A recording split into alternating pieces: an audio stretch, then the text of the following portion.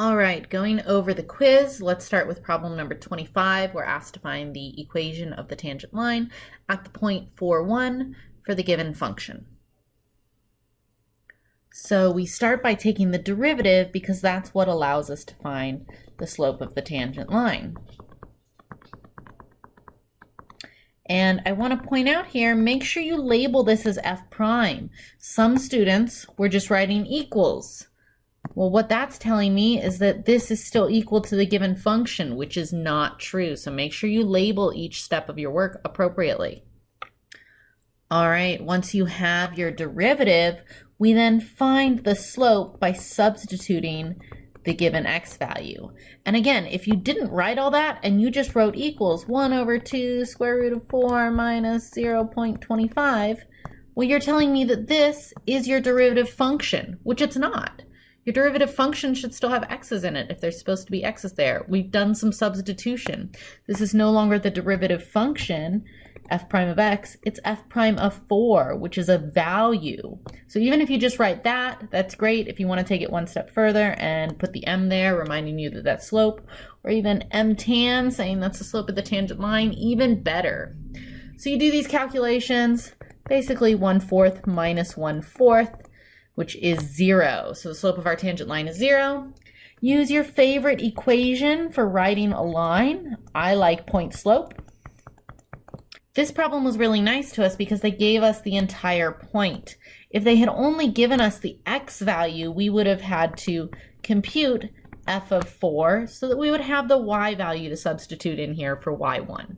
That was not needed here because they gave it to us right there. It's the other half of the point. So I can go ahead and substitute all of my values, and I just get y equals 1 as the equation of my tangent line. Again, when we label things here, write it as y equals 1. Don't write that y as an f of x, because then you're confusing things with the original f of x that we were given. So go ahead and just use y. Think of it as y equals mx plus b, slope-intercept form. That's the way we usually like to write our equations of tangent lines. All right, now number 130 was supposed to be a really easy problem. All you had to do was look at this and say, well, for any function, even if I didn't know what the graph is, if we were just asked to find h prime of x here, we could use our derivative rules and say, well, we just have a sum of two other functions. So pretty straightforward, it's f prime of x plus g prime of x. If these had been multiplied like they were in problem 131, we would then apply the product rule. If they had been divided like they were in problem 132, that would be a quotient rule, but this was just a sum, so very straightforward. Now we use the graph that we're given to find the derivatives. So for part A, B, and C, all I really had to look at was what was the slopes for these functions. We didn't even have to bother with tangent lines because f and g were both made up of linear functions. So some students actually did the work of figuring out what the piecewise graphs for each of those were and then using our derivative rules to take the derivatives of those functions. That was not needed. The point of having the graph was to just quickly look at that graph and use the slopes to get the values. You never needed to write out what the functions were and then use derivative rules, and you definitely did not need to figure out the functions and then apply limits. So don't use limits for derivatives unless the directions specifically say to use the limit definition. Now we're mostly moving away from using limits. Now we're getting to use the shortcuts. Okay, so now that we know what we're supposed to do, pretty straightforward. Part A, h prime of 1, use the formula I have just above. So f prime of 1 plus g prime of 1.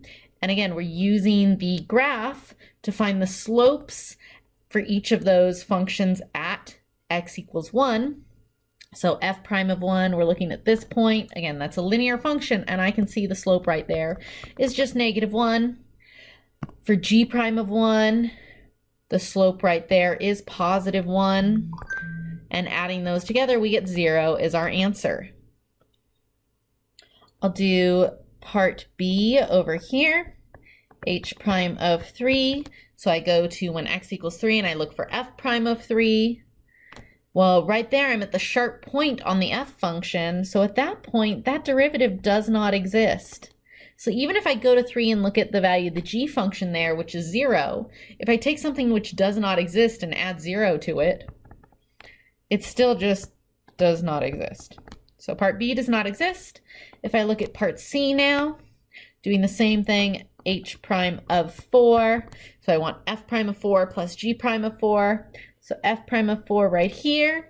Now that portion of the f function has a slope of 1. And I go to the g function. That portion has a slope of 0. So my answer is 1 plus 0, which is just 1.